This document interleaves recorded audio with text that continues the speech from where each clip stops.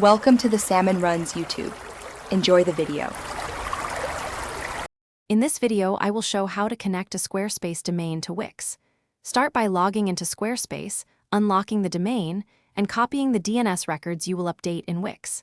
Next, open your Wix dashboard and locate the domains area to add a custom domain.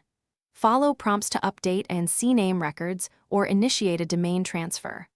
I'll explain common errors, propagation timing, and how to verify the site loads correctly. Begin by unlocking your domain in Squarespace and turning off any privacy protection so Wix can verify ownership.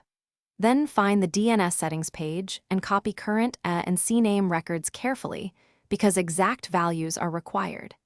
If you choose to transfer the domain, request the authorization code and check your email for confirmation steps. Keep a note of your registrar contacts in case you need to resolve any delays. If you're finding this helpful, please subscribe and like this video to support more guides.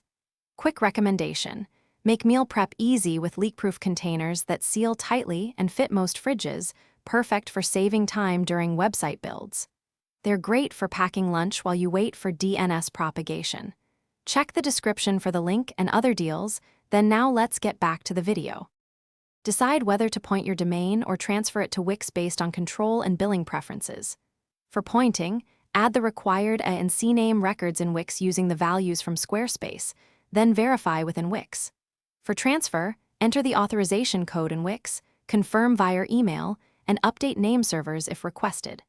Finally, check propagation with a simple browser test and clear cache if you still see the old site. Thanks for watching. Consider subscribing if we helped you.